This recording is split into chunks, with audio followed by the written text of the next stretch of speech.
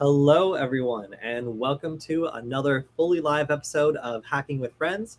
My name is Kody KIlian. I'm a security researcher at Varonis, and today, as usual, we are joined by my friend and co-host, Kilian. Thank you for joining us. Thanks so much. Glad to be back. Really excited. Kody, you were in a different spot here. Where are you at right now?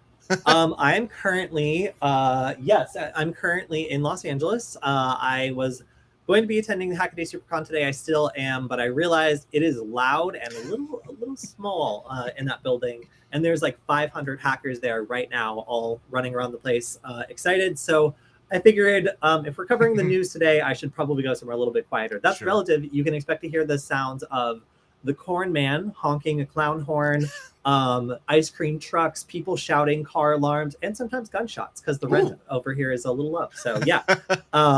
But yeah, it's good to be back in Los Angeles. I've been working on a lot of cool projects here, and I also got to volunteer to help out at the Hackaday SuperCon. So if you're in LA or Pasadena, as it were, then hopefully you'll be able to hang out. I'm going to be at SuperCon, hopefully recording some content, maybe doing a live stream there with some of the guests.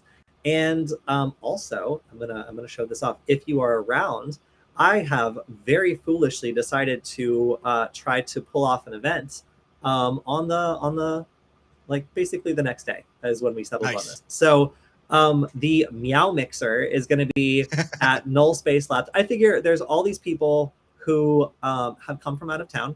Does it get bigger? Yes. There's all these people who have come from out of town that like want to hang out, meet other people, maybe like make some friends. And I wanted to make a little mixer or like something. Actually, sorry, chat, I'm moving you over so this is legible. So I wanted to host something that would allow people from out of town to check out LA's own hackerspace, get to know the spot a little bit, and maybe solder some stuff. So we decided to make this so that any donation to Null Space Labs will get you entry. We're going to do 9:30 to 11 p.m. tonight. And if everything comes in from Amazon, we'll have soldering kits for $40 if you want. If not, you can hang out and just meet some cool hackers. By the way, I made this with AI. It took me an hour and a half. So if you don't like this poster, it's got the SuperCon colors of like black, yellow, and white. It's like I worked really hard on this. So I hope you guys appreciate it. And yeah, this one cat doesn't have a reflection in its eye. Okay, that's fine. There's actually, the more you look at this, the more like strangeness and weird AI stuff is going on. But out of like 50 different attempts, this is my favorite one. And I'm not very good at graphic design, so I was like pretty pleased with how this came out. So yeah, if you're in LA or Pasadena and you are visiting for the Hackaday SuperCon, please come by and check out Null Space Lab tonight. We'll be hanging out there and happy to introduce everyone to the local flavor, as it were, of hacker spaces. All right. Also, hello everyone. I'll bring the chat back now. I'm sorry, I didn't mean to hide you, but it's good to see you, James.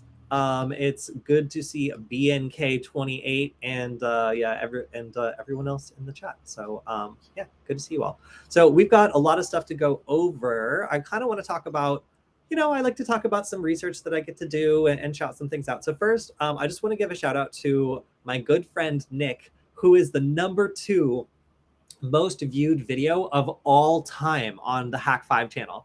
Almost 1 million views. I think it's going to hit 1 million views in the next like couple months. So I love to shout out fellow content creators that are doing great. Nick doesn't even do content creation anymore. He jumped in with me on Nullbyte and was doing some of those videos and made a couple videos on Hack5. So it's just really cool because he's off to another job now doing cool stuff, and seeing him get his start at Nullbyte, go through Hack5 and still have the #2 most popular video of all time. I'm just impressed because Hack5 is a big channel. So shout out to Nick for that. That's a pretty big accomplishment. And then I also want to show off the SuperCon badge. So this is a vector scope. Kilian, do you know what a vector scope is? I know what an oscilloscope is. How is it related to that? I believe it shows the information of an oscilloscope, but in a vector. So it like displays like vectors on the screen. Got it. Okay. Of course, this is like a TFT display. So it's actually like a thin film transistor array underneath that's like driving like a very pretty like pixel display. But I made like 60, 70 plus of these suckers out of the 500 that they manufactured. And by they, I mean we, because there were a lot of community members who came in. Angelina, who's a guest on the show, very often came in and was soldering. David, the person who helped me create Nullbyte, came in and was soldering. So a lot of people on the team were hanging out and making these things. So yeah, if you get a chance to go, these badges are so cool this year. I really enjoyed making them, and frankly, they just look awesome. So I'm excited to see what people do with them, because the whole point is hacking them and getting them to do interesting stuff. And there's a lot of contests around plugging these into things, making add-ons, and like that all goes down to rapid prototyping. Like people that learn how to make electronics often love the challenge of creating a prototype in a limited amount of time, and often they are ugly as hell. Like they wires everywhere and like solder globs and whatever, and that's fine. Like it's about creating something that fulfills a specific task in as short a time as possible with as much creativity as possible. And that's why I love, makers and the kind of like hardware hacker side of the hacker spectrum. I find these people to be just magical and delightful when it comes to what they can do. So I wanted to show off my maker creds. I'm going into the lion's den of all these people who are so good at like hacking and creating stuff. So I was like, all right, I want to bring something. So I have been working on the Tunnel Screamer. So this is I think KIlian and I really like street art. It's one of my favorite things. And in particular, there's a bunch of storm drain tunnels in LA that have amazing street art, right? Mm-hmm. Have I mentioned that? Yes, I know that's a big thing. Yeah. Yeah, so like this is like something that I'm really into, and of course, like I love communicating with people. I love like the whole interaction. So like I wanted to create a piece of technology from scratch, basically from e-waste, that would be able to react to people or provide some sort of experience. And since it was Halloween, I decided to make a tunnel screamer, where when you're walking down the storm drain tunnel with a flashlight, and you hit this light sensor, it will start screaming, which reverberates through the tunnel and is like very, very scary. So I picked this. If you've ever heard like the sound of like a big like deer calling or like an elk calling, I found this sound on YouTube that was like scary, like scary sounds, whatever. Like I found something that's like clearly, to me, I know what an elk call sounds like, but it's all distorted and warbling. It sounds really scary, and most people in Southern California have not heard this noise. So this is the idea. I'm going to let this play. I don't think we'll be able to hear the sound, but when we shine a phone flashlight, this green light turns on, and it's screaming in my ear right now. It sounds truly horrifying. But this little speaker was from like a bird scooter or something, and like I put it all together and wired it up to a battery, and it worked. I actually placed it, and this is what happens when you're walking along. I have to turn the volume down for myself a little bit. There it is. So you can see the red light right there, which I actually need to hike a mile back down and fix this now. But it starts screaming in the darkness the instant that the light touches it. And it really sets off quite a racket. So I prototyped this, again, mostly out of like e-waste and stuff I salvaged in about 24 hours. And then I went on to take it to the next level and make a solar powered version that has wires that run up and out of the tunnel and allow it to operate for a while. And I made one key change to this entire system. I made it so that after it detects that light, it actually waits between 20 and 30 seconds before it starts screaming. So after the person has already walked past it, the screaming comes from behind them. Oh, there you go. So just being able to put together a little thing that like senses light, plays something like a sound on a speaker, and is able to last for a long time. Like doing a little bit of like battery management was really fun. I got to kind of like buff my credentials for going into this like maker conference and talking about the kinds of things I've made recently to something that was basically made out of trash, but still very funny. So if you're interested in the Tunnel Screamer project, I have made like a third version now that's even more simple and more low cost. So the first one I put out there cost about $50. This one costs about $10. So if you're interested in making some fun prototypes, yeah, this was originally actually the Terminator skull project that I did for Halloween, where when you touched the candy bowl, it would start yelling at you. I basically took the same code, modified it a little bit, and was able to adapt it to this new purpose. So been doing a lot of rapid prototyping lately. I find it really fun, and that's why I'm so excited to go into this hardware hacking conference and see what other people are up to. So if you haven't seen it, hold on a sec. Hackaday SuperCon. Yeah, check it out. It's going to be a lot of fun. Oh, and guess what? Our guest Aria, who's been on the show multiple times, wrote this article. So a lot of people that we know are actually involved in Hackaday SuperCon. It's super fun, and yeah, highly recommended for people that like to see things get created. All right, so we've got a lot of breaches and news and other things, so we should probably get to that. Some of it good news, some of it bad news, but I guess we'll probably start out with the bad news, if not the exciting news. Did you hear about this American Airlines pilot union breach? I did, yeah. They've been in. I mean, the pilots unions have been in the news just a lot lately. With I think a couple of them are doing some negotiations or renegotiations of contracts, I believe. And yeah, following on the heels of that, this is not great. Right. Yeah, and I mean, typically what we see here is like when this happens, there's the ransomware part of the operation, and then there is the exploitation part of the operation, where we have an initial like IT outage, and then later we find out what data the threat actors had access to and what they might have exfiltrated as an additional part of this whole like exploitation scheme.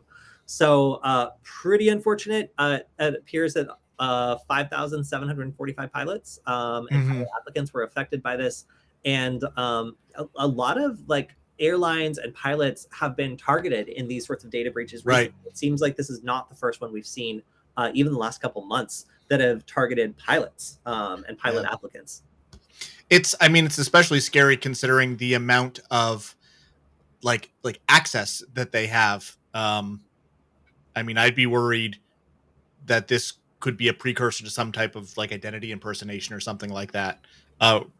If not a physical, impersonation, but just to disrupt something, to pretend to be a pilot, and not have flights take off and cause all sorts of havoc in that way. Yeah, what our friend Angelina has taught me is that a lot of aviation relies on trust.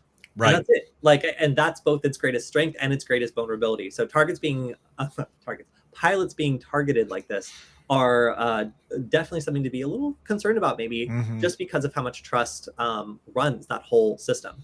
Oh, and James also comments, is Aria the one with the mad electronic skills? Yes, absolutely. Aria is crazy for electronics. So she's also a writer at Hackaday. So if you want to see some really great posts that she's done, she is my absolute favorite go-to like expert for hardware hacking. She is really, really deep in it when it comes to how things work and explaining all the intricacies of hardware. So yeah, one of my favorite people, Aria.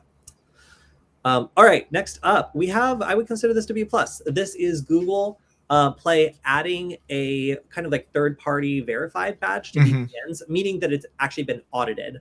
And somebody has taken a look at this and made sure that it is compliant in a couple of key metrics. So data storage and privacy, that means like, is it storing logs?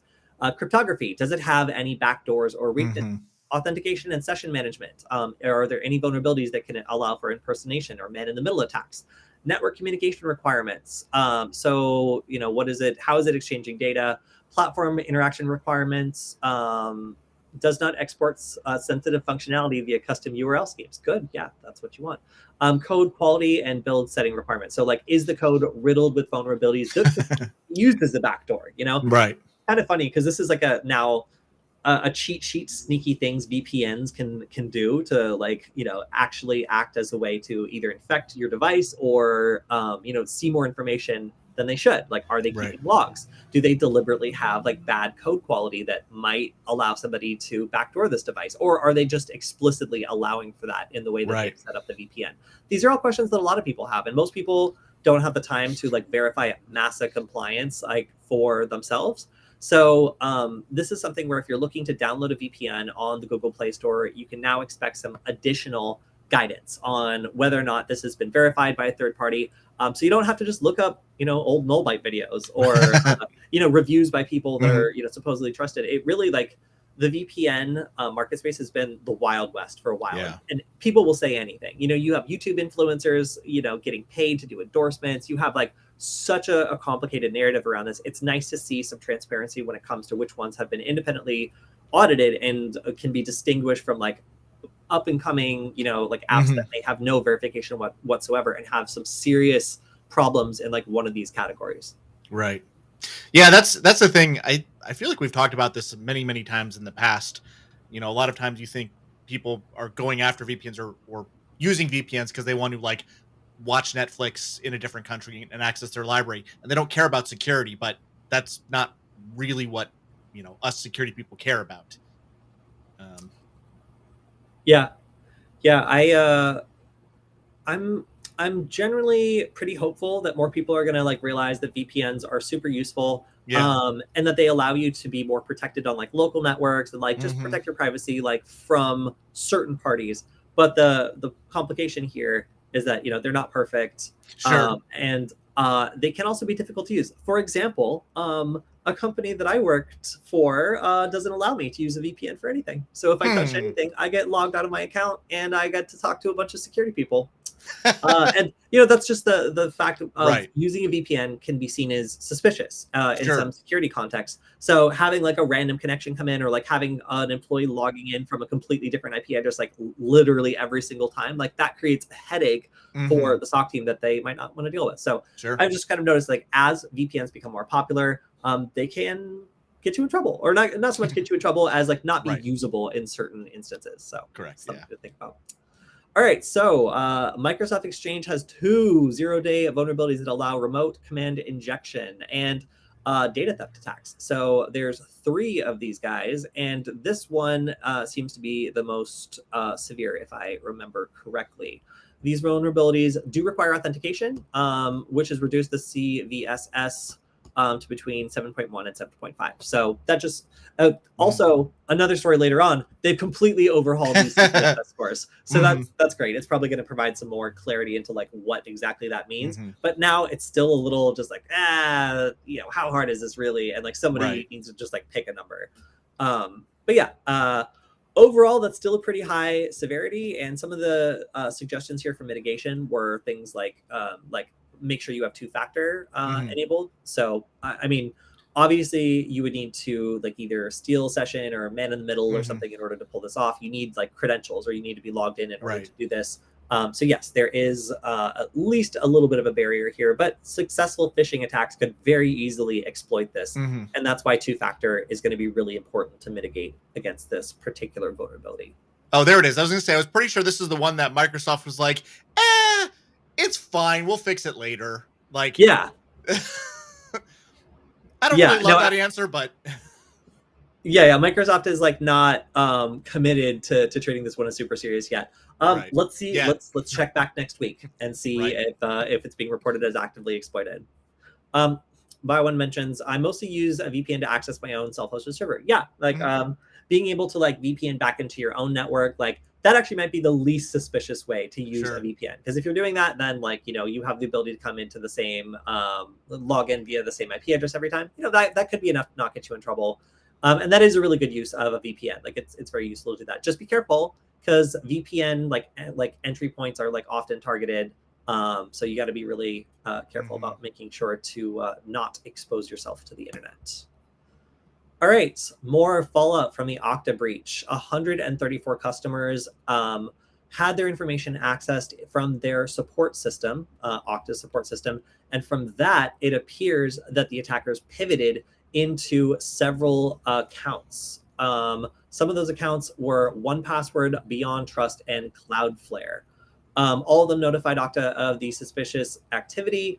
And I think somewhere in here is buried the number of users that were actually 5 customers. So those 5 customers were obviously giant companies like 1Password, BeyondTrust, and Cloudflare. So that's a pretty big deal. But this sort of supply chain attack where you go after someone who provides a critical service for one of these other like tougher nuts to crack, authentication services are getting targeted more and more. We saw how 1Password had that breach that just kind of like kept on going. This is something where authentication providers like Okta, for example, are juicy targets because of the people they work with and the types of security that they provide. So I often find that customer support systems are secondary when it comes to the kinds of things that people really spend a lot of like cybersecurity budget on or attention to. But we like Varonis security researchers were finding vulnerabilities in like Salesforce, like support communities, like earlier this year, that were just showing that these are viable targets. Not only do they have a lot of interesting information here, people like, what's going to be in the customer support, whatever, like they're going to be talking about their broken drills or whatever. Because at the time, we were seeing it in places for like DeWalt and stuff like that. But like, okay, what if it's Okta, and they're having Mhm. people like send sensitive information directly to them that could be used to log in as the user? Like, is that a target? And it turns out absolutely that was a target. Yeah, the more interesting thing is looking at this like from a broader standpoint, especially in kind of traditional security. Active Directory was always sort of the keys to the kingdom there. I mean, every attack when they land on the self-hosted side of the house, they're going after Active Directory to maintain that persistence, to potentially elevate permissions. And in the cloud world, your single sign-on solution is kind of serving that exact same purpose. It's such a massive target. If you can get in, that allows you to pivot to all of those other potentially different cloud apps. Um, and it depends on what level of rights you get into the environment at that point. But it really is the keys to the kingdom. And I'm not single out Okta here. It's any of the single sign-on solutions. Um, they're so critical, and I think we don't really think of it because it's not like a data store in and of itself, but it links to all of the things that are what the attackers want. Yeah, it definitely does. And the fact that out of all these companies that had their information access, 134, only 5 were actually exploited. Like, it only takes those 5 if they are very large companies that have like a big impact, or Mhm. they provide services for people even further downstream, like one Right. password. That's the kind of stuff that really can become a larger issue fast as the damage continues to go like downstream, basically to customers who like use the service or that were impacted in the breach of the breach, as it were, at Right. this point. All right, so next up we have Atlassian warning about a Confluence data wiping bug. This is something that fortunately doesn't allow attackers to perform like a ransomware attack in terms of like double exploitation, like stealing stuff. Right. It's only data destruction. So when we talk about the ability to execute a wiper, this is not ransomware. This just destroys the data. There's no Right. recovering from it. And it just seems like there is a way to do this that is extremely severe. So it's got a 9.1 out of 10. That's serious. Yeah.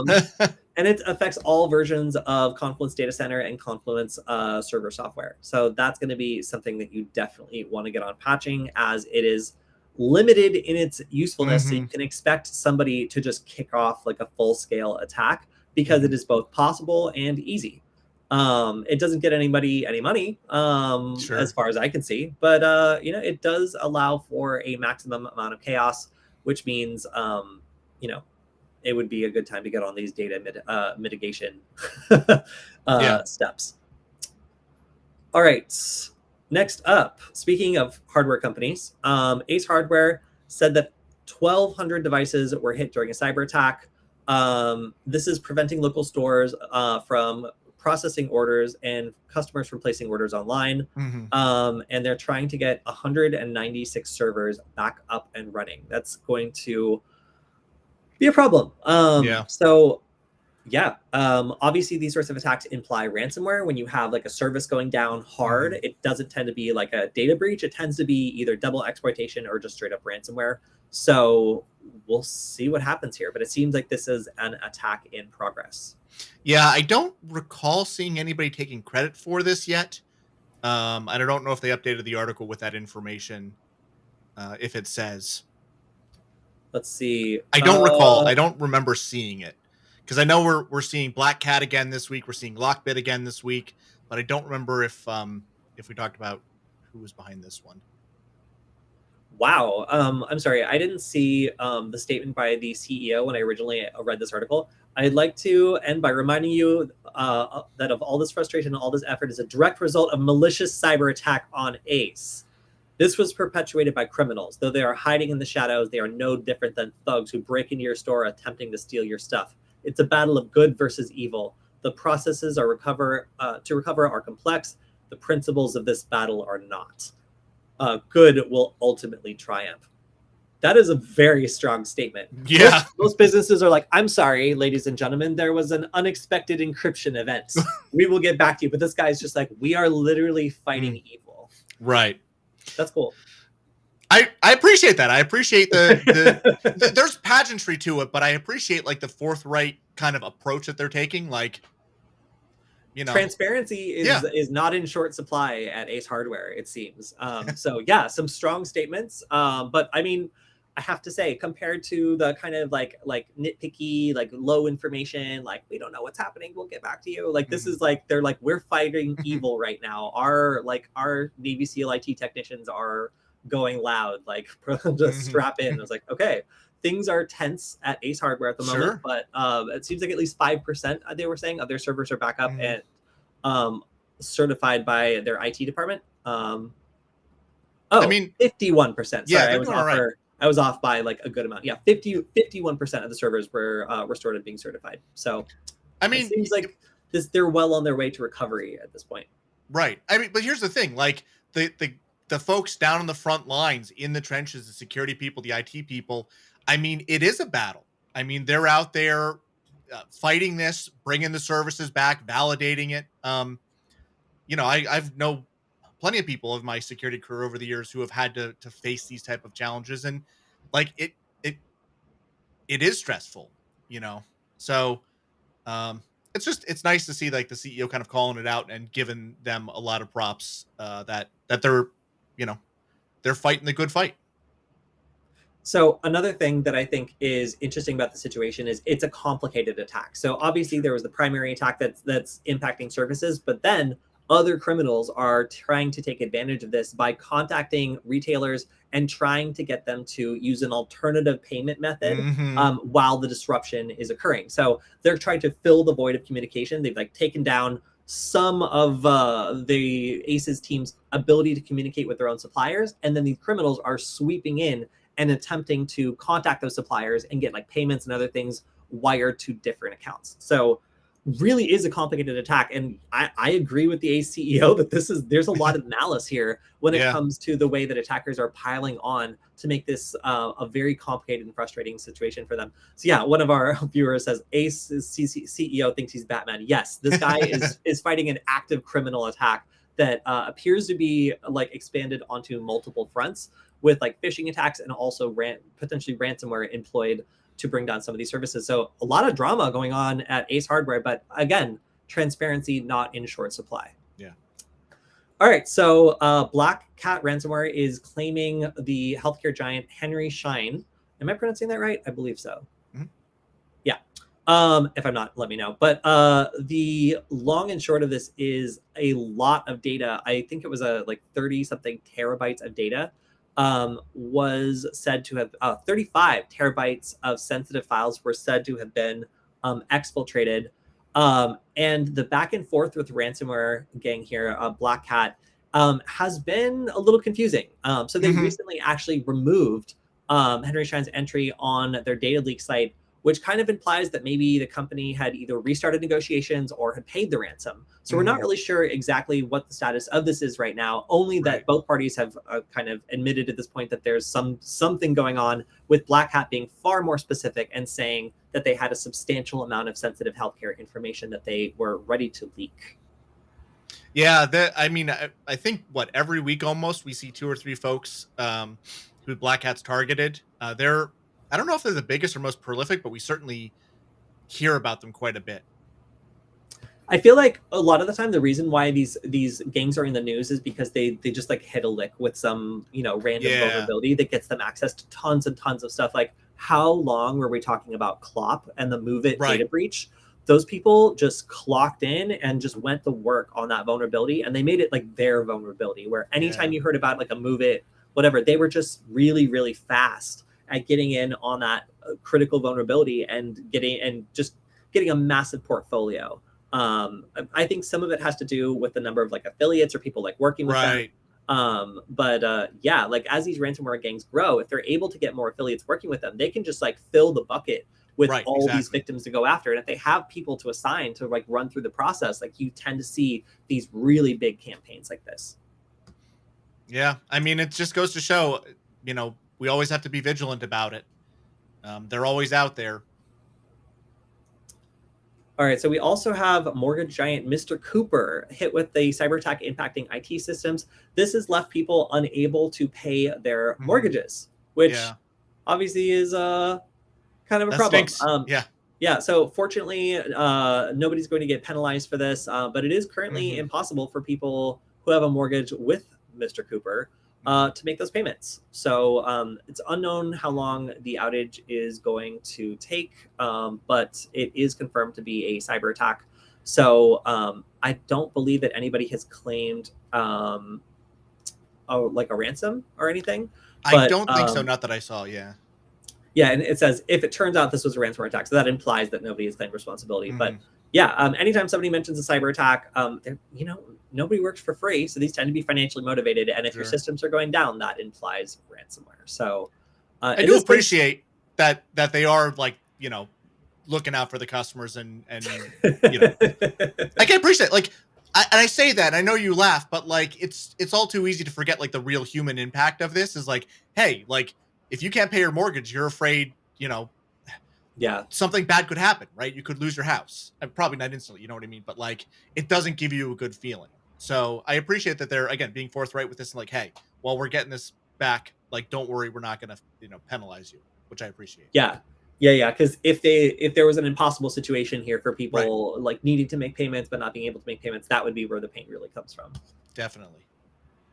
All right, so Boeing is confirming an attack amid Lockbit ransomware, listing them as one of their victims. We see that Boeing services websites were down. The ransomware gang said that they had breached Boeing's network and stole a significant amount of sensitive information and would leak it online 5 days later if the airplane manufacturer didn't reach out to begin ransomware negotiations. So presumably they have something juicy enough that they want to show Boeing, and they're insisting that they need to reach out and begin some sort of negotiation within a set amount of time, 5 days, as it were, before they drop the files.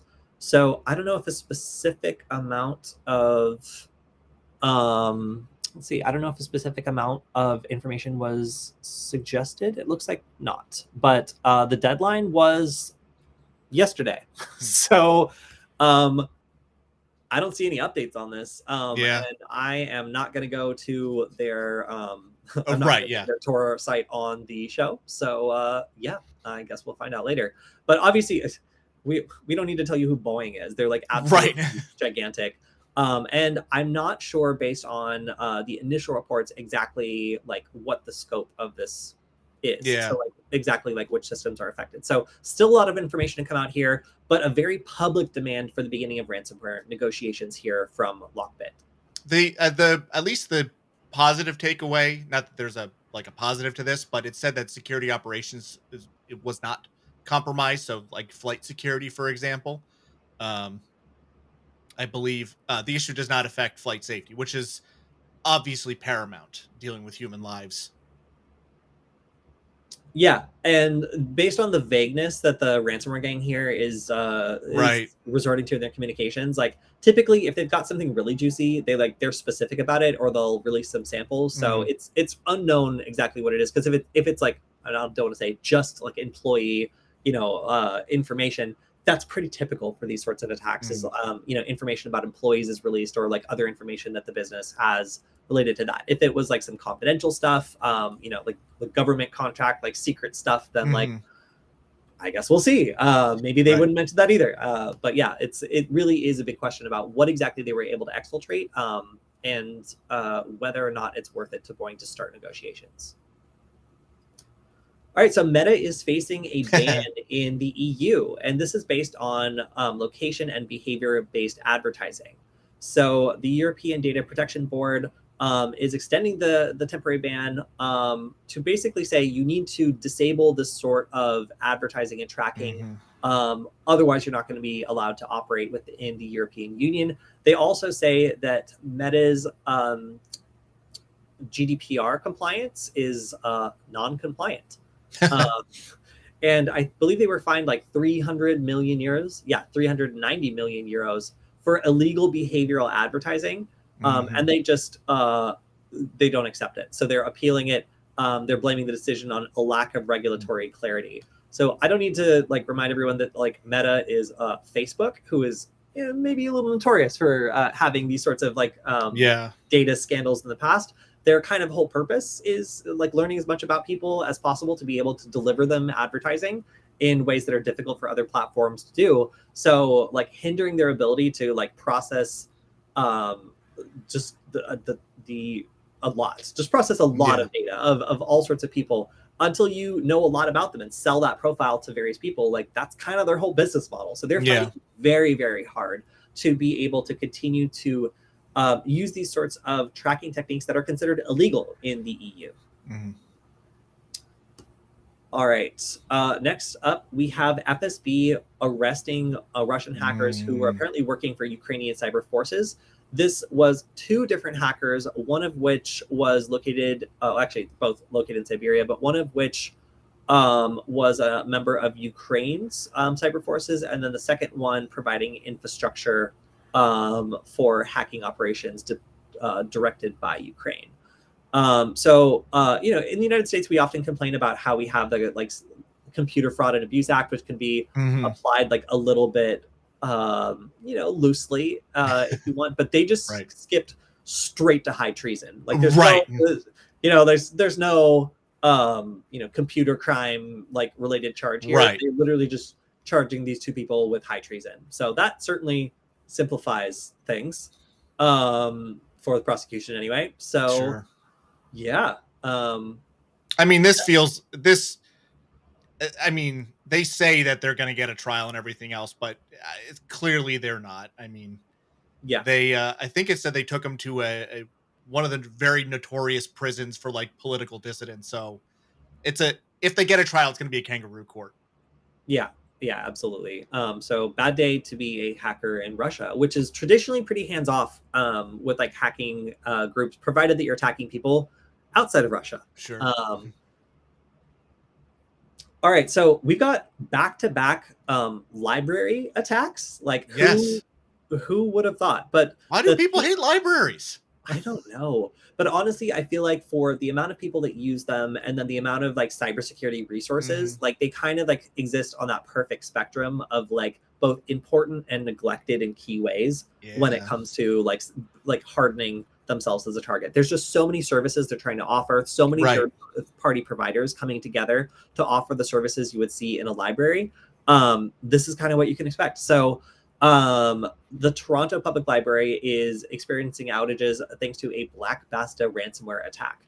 And this is Canada's largest public library system, 1,200,000 registered users, and a budget that surpasses $200 million. So they've got some money for cybersecurity. But the cyber attack is causing technical outages, and they are working on resolving the situation. But they've got public computers, printing services, access to your online account, and the TPL map passes and digital collection services are all down. It appears that these terminals there are also displaying a ransomware attack notice.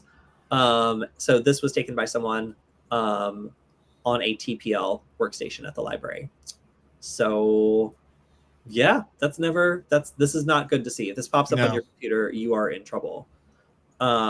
So this is an ongoing attack. It is probably a double exploitation attack, but if it is operating purely on like public facing library services, like this might not be that devastating. If it's just library card information, like that's unfortunate, but like you could probably expect to see maybe some level of like password reuse or something from this, but it's kind of unclear what types of data might be exfiltrated here if this is a double exploitation attack. But yes, this is our candidate for confusing graph of the week. Let's see what the life cycle of the Black Basta attack is. Got the phishing email, URL for the zip file. Okay, all right. We got the macros. Then we've got the Quackbot DLL file, and then we've got C2 activity. All right, they've got persistence. Then they deploy the Cobalt Strike, and then the Cobalt Strike goes to lateral movement, and then they deploy the. Okay, that's moderately confusing because there's a lot of intermediary steps, but I pay attention to detail, and I understand this. Although I feel like maybe not everyone would. So this is like almost all ransomware operations. Black Basta uses a Linux encryptor to target VMware ESXi virtual machines running on Linux servers. This was not always the case. It's funny. No, that's very recent. Yeah. So it seems like a lot of these operations have begun targeting these VMware virtual machines as they are super common and often running on Linux servers that can be targeted. Yeah, no, I mean, we've seen a number of them lately, and a couple groups leverage that specifically. But no, I don't know. I wouldn't say all ransomware operations. It's a more popular variety lately, but yeah. Yeah, interesting to see how the trends are changing. So Yeah, we also for sure. have the British Library has been knocked offline for the weekend by a cyber attack that has affected reading rooms and other sorts of booking things that you can typically do on site are no longer available. They have just general technology outages as a result of a cyber incident, but at least it's not an encryption event yet. Sure. An unexpected encryption event, as they say. So it did not say if any personal or financial information belonging to customers or employees was accessed or stolen. So it still seems like this is going through investigation. But yeah, it seems like this has a pretty large footprint as well, with over 11 million learners visiting the library's website annually. So, I mean, is this critical infrastructure? That's kind of arguable. Yeah. But it does seem like libraries are becoming more and more of a target. It's just mean. Like, I don't know. I mean, all of this is just, it's despicable, like the whole criminal enterprise. But there's, I don't know, a special kind of just malice or just, I don't know, for target a library. Like, I can't think of a reason. Yeah, and the fact that it's affecting the public Wi-Fi in the area Yeah. also sucks, because it really means that like a lot of patrons, a lot of people that would be using the library no longer have a way to do their work or do their research or whatever. And I imagine that spills over to all the IoT devices and other like stations that are in the library. Like they need a data connection to work. So taking out like the library's like public Wi-Fi and other systems is, yeah, definitely mean and going to affect a lot of people trying to use those services. Yeah.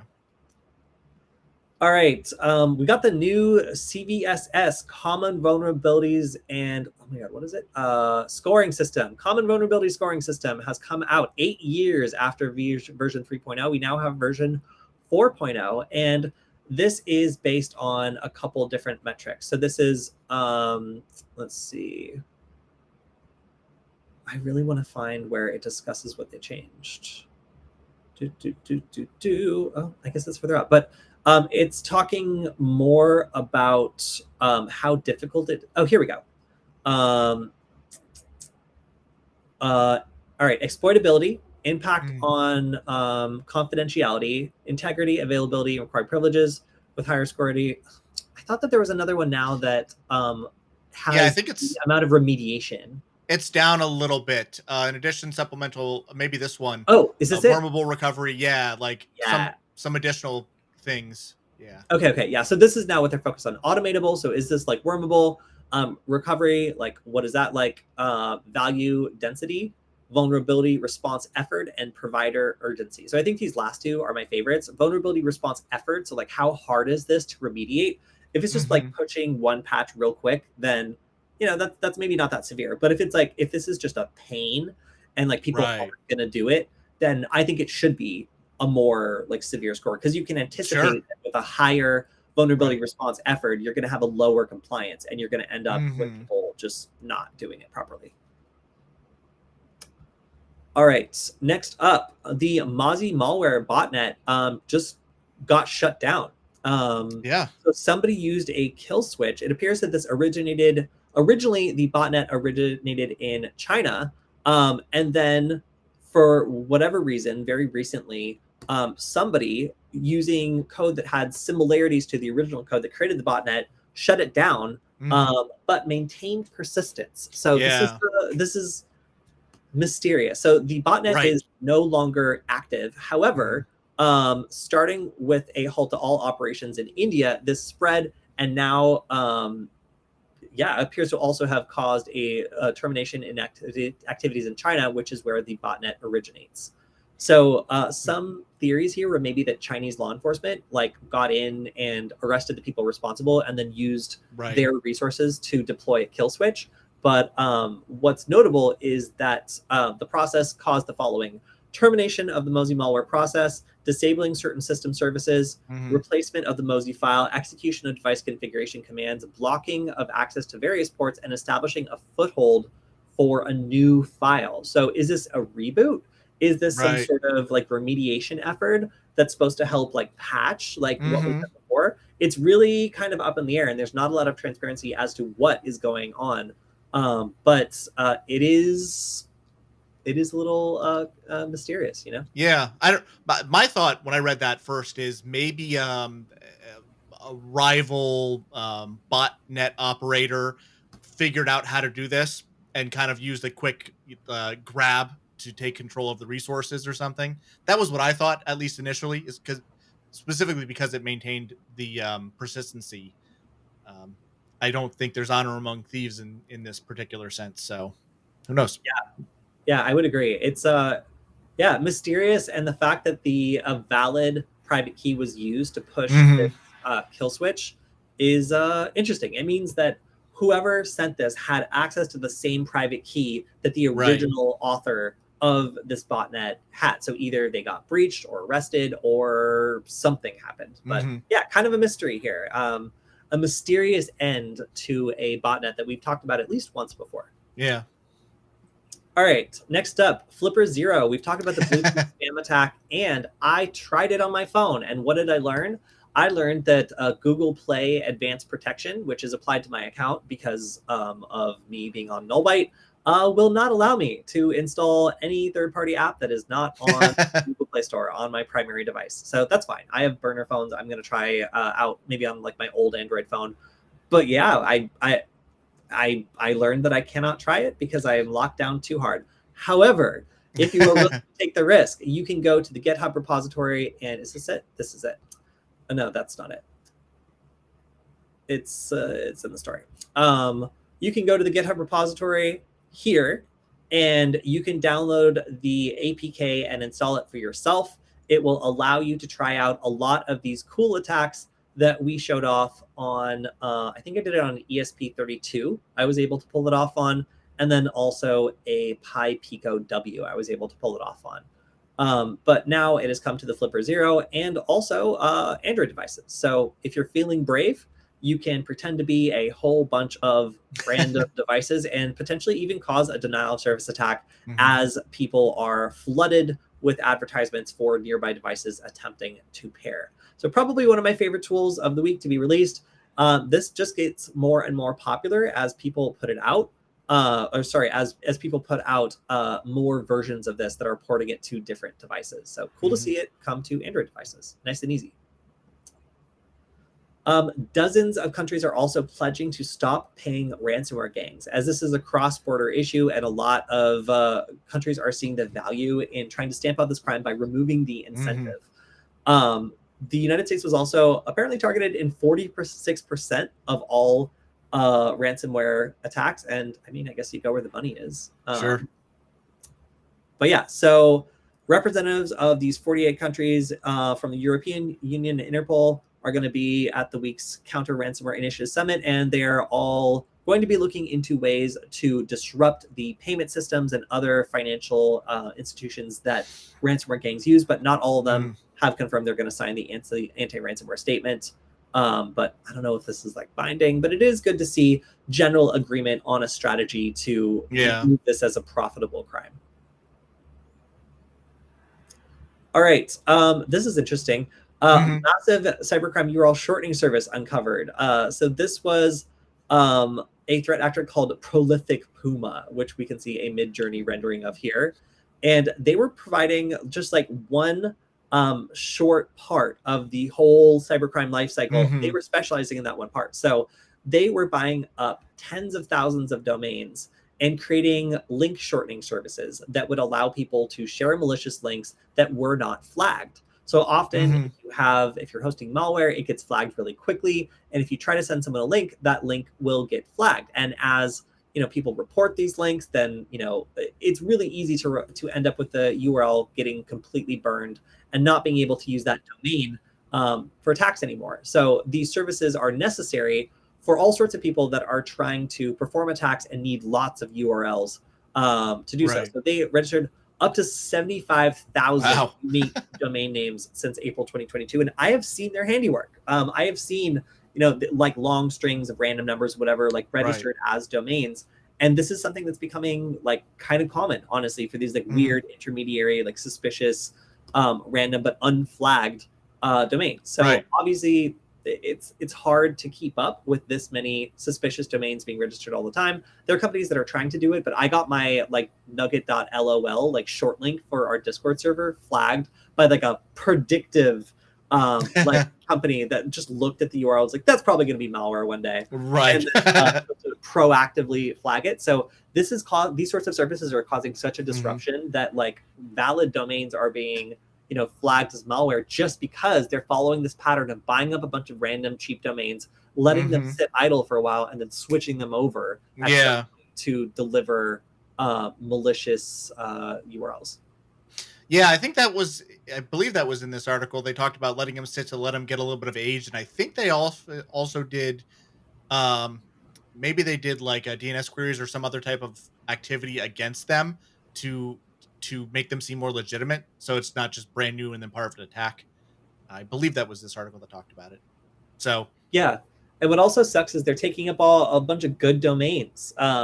They're going through and they're using less common maybe, but still like available domains and registering things like vf8.us and 2ug.us, just really, really short URLs, and being able to have this volume of like random style domains are like it's its own service. So they were able to be pretty low key and avoid advertising on like online services, like be able to run this kind of in the background. But yeah, pretty crazy the scope of this specialized cybercrime service that was being offered that seems like not even that malicious. What, just running like a URL shortening business and asking no questions? But no, this was much more targeted to delivering malware and delivering malicious links. And the whole thing was structured around trying to evade block lists and getting banned or getting like a particular URL blacklisted. Yeah, I think the other interesting thing too that I found, I know we're running a little bit short on time, is just that I believe like they also made it difficult or used multiple redirects after the initial link to try and hide it a little bit more. Oh yeah, captchas and challenges. Yeah, to make it harder to like automatically analyze. Right. Yeah. All right. Canada is banning WeChat and Kaspersky products on government devices. This does not affect people in Canada's ability to use those apps how they please. However, the government has now been convinced that these two apps provide too much potential sensitive information access to Russian and Chinese intelligence services. So Kaspersky is claiming political reasons for this, but they are not the first country to decide that this was not something that should be on government devices. The FCC added the cybersecurity firm to their covered list, imposing restrictions on the use of Kaspersky products in the country. The German government issued an advisory to warn companies against using the software. The Italian government followed suit, and then the U.S. government banned Kaspersky products on the grounds of providing crucial networks from Russian espionage. So a lot of governments have actually decided that these products represent too much of a risk to be on government or sensitive computers. Yeah, I think I believe it was even a few years ago that the United States blocked them. I don't remember seeing a date in there, but I remember a few years ago, maybe even pre-pandemic, that's when it happened. So it's been a while, yeah. Yeah, they have. All right, coming up, we've got just a couple minutes, but let's see if we can get a couple stories out. So Lastpass had that data breach a while ago, and it has now been linked to theft of $4.4 million in cryptocurrency. So how did this happen? Well, attackers were able to get in and gain access to people's password keychains. They were basically able to get access to the encrypted version of all their passwords. And if someone used a weak master key, that made it possible for hackers to dig around and decrypt these wallets, decrypt these like keychains and find logins and other sorts of information for things like crypto wallets. So by rooting around in this breach data, breaking weak passwords and then using the information inside to log into cryptocurrency exchanges or otherwise get access to a wallet. Attackers were able to steal a lot of money, $4.4 million. I mean, it's not real money, but it turns into real money at some point, which is crazy to me. So yeah, just seeing the fallout from this 1Password attack where it ended up directly Lastpass, not 1Password, Lastpass attack, where it really did lead to a substantial amount of like lost customer value. That's big, because theoretically this shouldn't be possible. Like if you use the service the way that they tell you to use the service, that can have like a super strong master password, then this shouldn't be possible. But because it's inevitable that not every user is going to be able to follow that or remember that password or whatever, using weak passwords allow for this kind of attack, which I think will be my winner for confusing graph. Let's see. Yeah, that's going on. Yeah, that's something else. Sure. All right, we've got victims. We've got this is my most confusing graph of the week, everyone. But this, just trust me that this is showing a Ethereum attack. And yes, that appears to be the fallout from that attack targeting LastPass. All right, we also have a remote command injection exploit for the Waze cam that was publicly released. So the last patch that came out will fix this. However, a security researcher has released an exploit, and that means that pretty much anybody can take a whack at this. And it will give, it chains the two flaws that were released together to give attackers an interactive Linux root shell. Turning vulnerable Waze v3 cameras into persistent backdoors and allowing attackers to pivot to other devices in the network. Sounds not great. Yep. So the patch also came out right before the competition registration deadline for the recent Pawn to Own Toronto event, and caused some pain for the researcher who was trying to show off these vulnerabilities they've been working on, just before the conference. But yeah, the researcher said that timing was a coincidence and that they were merely trying to safeguard the customers against a threat they'd learned about a few days earlier. Pretty severe though. The fact that you can get access to someone's like Wi-Fi network via this camera definitely means you don't want to patch. And fortunately, a patch is available. Okay, I think that we are just about done for the week. I see we have a question. Should I learn ASM or rely on decompilation for C or C++? So I don't write in C++ as a day job. I write in Python as a day job when I do have to write code. And this is also a news show. So if you want to show up at our Q&A session that is going to be on Wednesday, I will attempt to answer that question, although I probably won't do it very well because, as I said, my job is not to write C++ unless it's Arduino. So I have been doing a lot more like embedded stuff recently, working with like microcontrollers. And I like the Python side of that, which is now a lot of fun. So my tunnel screamer that I showed off earlier, CircuitPython all the way down. Beautiful. But anyways, thank you to everybody who's on the stream today. There was a lot of great comments, and it's always good to see James and everyone else shouting things out, asking good questions, making good comments. So we will see you again on Wednesday, and I'm going to try to grab some people over at the Hackaday SuperCon, maybe do a stream with Make It Hacken or something. But yeah, looking forward to that. I'll have more of that posted. And of course, per always, going to give a big shout out to our sponsor, Varonis, who makes sure we can do this every week. If you want to support the stream and let them know that you love the show, go ahead and go to varonis.com/Kody. That's Kody. And they will see that you love the show. And you can check out some of the more great free content that Varonis has to offer aside from the show. Personal favorites, let's see. Check out the Varonis YouTube channel. They're actually doing some cool stuff on that now, including some really great speed data interviews with our own Megan. So, all right, that's it for this week. Thank you, everyone. And we will see you next time on Wednesday. Goodbye, everyone. Take care.